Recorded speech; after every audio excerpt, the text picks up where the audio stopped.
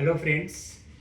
Minor यदि कोई भी इनकम अर्न करता है तो उस पर क्या टैक्सेबिलिटी रहती है, ये हम आज इस वीडियो में डिस्कस करेंगे। यदि आपके माइनर सन है या माइनर डॉटर है और उनके नाम से आपको कोई भी इनकम हो रही है तो आपको उस पर भी टैक्स देना रहता है।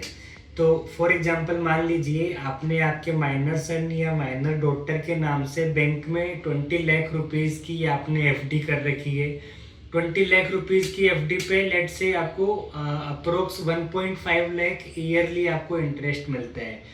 तो आपको लगता होगा कि ये मेरे सन की या डॉटर की इनकम में टैक्स नहीं देना, तो ऐसा नहीं है। इस इनकम पे भी आपको टैक्स देना रहता है। इस पे प्रोविज़न ये है कि जो भी माइनर है उसके पेरेंट्स में से जिसकी भी इनकम ज़्यादा है, मदर या फादर दोनों में से जिनकी भी इनकम ज़्यादा है, वो ये वाली इनकम को क्लब करेंगे अपनी इनकम टैक्स रिटर्न में और उनको इस पे इनकम टैक्स रिटर्न देना रहेगा। मैं एग्जांपल के तौर पे बताऊं, मान लीजिए फादर की इनकम तो है 15 लाख रुपीज़ और मदर की इनकम है 8 लाख रुपीज़। तो मदर 20% के स्लैब में है और फादर 30% के स्लैब में है।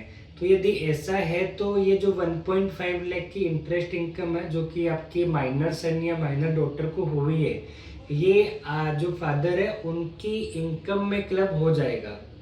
तो फादर की income 15 lakh plus 1.5 lakh 16.5 lakh will be the taxable income of father.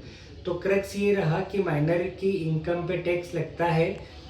जो भी पेरेंट जिनकी भी टैक्सेबल इनकम ज़्यादा है उनकी इनकम में आपको ये ऐड करना रहता है। एक छोटा सा एग्जम्पशन ज़रूर मिलता है, 1500 रुपीज़ पर चाइल्ड का आपको जो भी इनकम है उसका एग्जम्पशन आप अपनी आईटीआर में क्लेम कर सकते हैं। लेकिन यदि माइनर की इनकम किसी भी टैलेंट से या मैनुअल एक्टिविटी से या एक्सपर्टीज या स्किल से हुई है तो ऐसी इनकम पेरेंट्स के हैंड्स में क्लब नहीं होगी।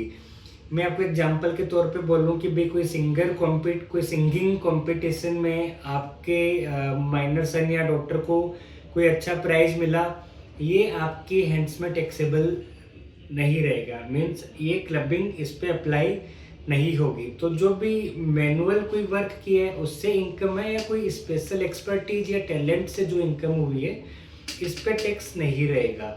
तो आप आईटीआर भरते टाइम पे इन चीज़ों का ज़रूर से ध्यान रखें। Thank you.